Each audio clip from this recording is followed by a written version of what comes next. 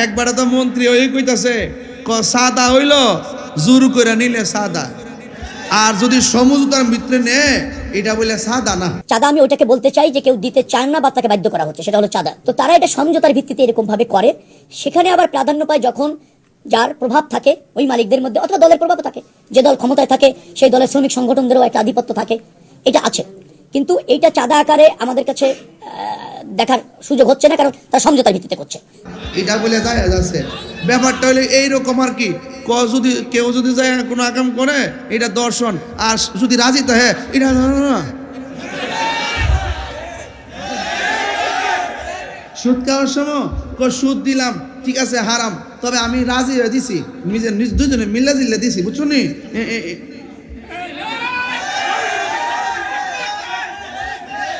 এই বাংলাদেশে চাঁদাবাজি চলবে না, দুর্নীতি চলবে না, সন্ত্রাসী চলবে না, খুন চলবে না। কথা বলেন ঠিক কিনা বলেন?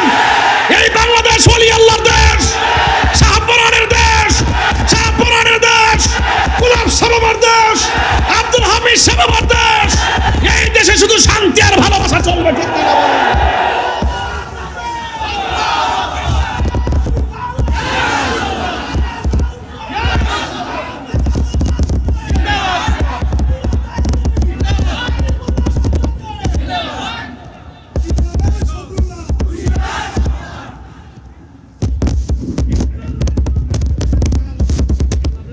আমার সাথে একমত আছেন আপনারা সবাই? সবাইকে একমত আছেন? চাঁদাবাজিকে চলবে না, বন্ধ হবে। বাজার ব্যবসায়ীদেরকে বলতে চাই, আগের দিন শেষ, বাবা শাহজালালের বাংলাদেশ, সেই দেশে কোনো রাহাজানি চলবে না, সন্ত্রাসী চলবে না, খুন চলবে না, গুম চলবে না, জ্বালাও পোড়াও চলবে না। এই জন্য সার্বভৌমত্ব সুরক্ষায়, ধর্ম সুরক্ষায়, ওলি আল্লাহদের বাজার সুরক্ষায়, মানুষের অধিকার আদায়ে আমরা ঐক্যবদ্ধভাবে মিশন তৈরি করে ওলি আল্লাহ বাংলাদেশ বানাবো।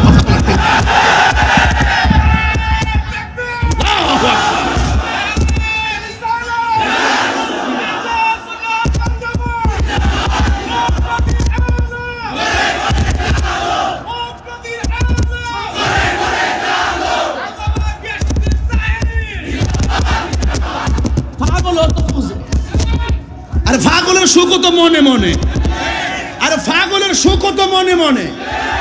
জোর করে নিলে বলে সাদা, আর সমঝোতার ভিত্তিতে নিলে বলে সান্দা না। এই বক্তব্য প্রত্যাহার করতে হবে। কথা বলেন ঠিক কিনা বলেন? সে যেই রাজনীতি করুক না কেন, চাঁদাবাজকে প্রমোট করা যাবে না, সন্ত্রাসীকে প্রমোট করা যাবে না। কথা বলেন ঠিক কিনা বলেন? আমার পরিষ্কার কথা ভাই, আমার ওলি আল্লাহর দরবারে গেলে আধ্যাত্মিকতা বেশি বেশি বেজেছে না।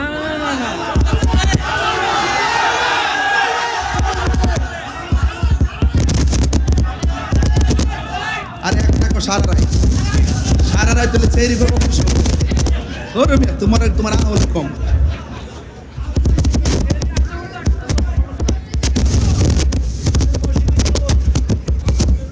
আপনারা কি আমার প্রতি রাগ করছেন? আমার পোলাপান্ডি কই? মারহাবা মারহাবা। মকবাজার দরবার শরীফ, মকবাজার দরবার শরীফ, নারে তাকবীর, নারে রিসালাত, নারে গাউসিয়া, মুশফিক আলা হযরত। আমিন কর। অনেকে কয় তাহির হুজুরের ভক্ত ফুলাপান। এবার যখন নির্বাচন করতে গেছি, মুরব্বী নাই, ফুলাফান। তখন আমি কইলাম যে এই ছেলেরা, আমার যুবকরা যখন জেগে যাবে, বাংলাদেশ জেগে যাবে। আপনারা এক থাকবেন ইনশাআল্লাহ। যুবকরা সব পাল্টে দিতে পারে। আপনারা এক আছেন তো ইনশাআল্লাহ? এক আছেন তো ইনশাআল্লাহ? এবার আমরা সবাই ঐক্যবদ্ধভাবে দেশটাকে মনের মতো সাজাতে চাই। সাবধান, আমি বলছিলাম রাসূলুল্লাহর মহব্বত অন্তরে থাকলে পৃথিবী সব তুচ্ছ মনে হয়, নবীর প্রেম শ্রেষ্ঠ মনে হয়। কথা কি রাইট? কথা কি রাইট? আল্লাহ আমাদের সকলকে পূজার তৌফিক দান করুন। আর বড় করে আমিন। রাসূলুল্লাহ কে? এই আল্লাহর হাবিব সাল্লাল্লাহু আলাইহি ওয়াসাল্লামকে হাউজে কাউসার দান করছে কেডা? এটা গাল্লার মালিকেরা গেছে গা, তার করলে কি সব শেষ হয়ে থাকে? আমার শানের অর্থ এরা বোঝে না, এরা ফতোয়াবাজি করে। এবার রাসূলুল্লাহ খুশি হয়ে গেলেন, এমন পানি রে বাবা, এক ফোঁটা পান করলে জিন্দিগি তো পানি তৃষ্ণা লাগে না। এই হাউজে কাউসার পান করতে চাই কি চাই না? গাঞ্জা খাইলে হাউজে কাউসার পাওয়া যাবে?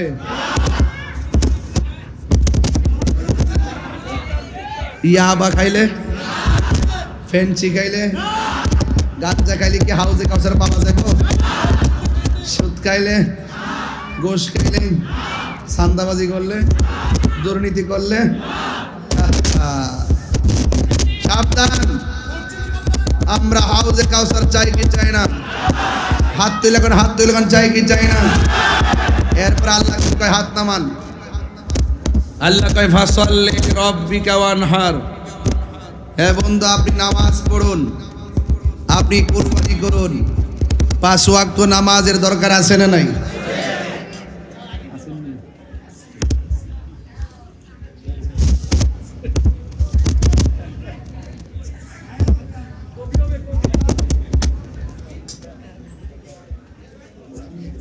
দাও সিরিনি দাও,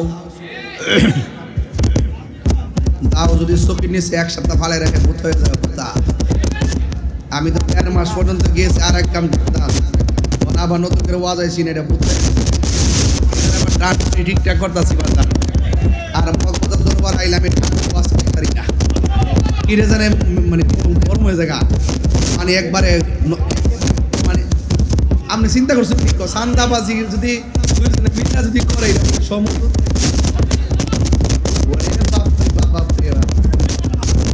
লা হাওলা ওয়ালা কুওয়াতা ইল্লা বিল্লাহ। গভীর মনোযোগ।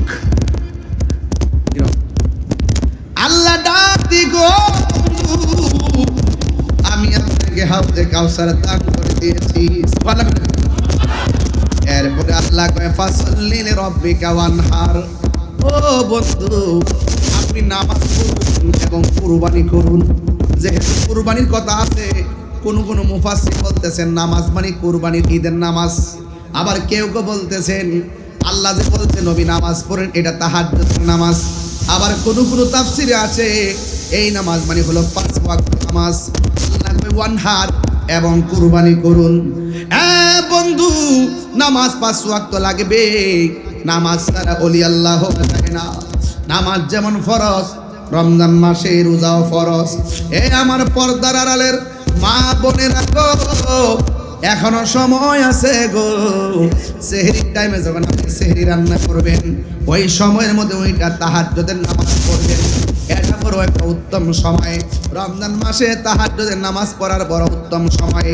কোনো না কোনো উসিলায় ওঠা হয়, এই জন্য নামাজ 4 রাকাত পড়া নিয়েন, 8 রাকাত পড়া নিয়েন তাহাজ্জুদের নামাজ। বন্ধু, আল্লাহর হাবিব সাল্লাল্লাহু আলাইহি ওয়াসাল্লাম বলেছেন নামাজ এমন একটা বন্দেগী, যেই নামাজে দাঁড়াইবার আগে কেউ যখন ওযু করে, ওযু করার সময় যখন বিসমিল্লাহ পড়ে, ওযু শেষ হওয়ার আগ পর্যন্ত ফেরেশতারা ওযুকারীর জন্য দোয়া করতে থাকে। আল্লাহু আকবার বলো না কেন? নামাজ পড়ো রে হুজুরি কলবে, নামাজ পড়ো। নামাজও পড়বা, আবার সুদও খাইবা।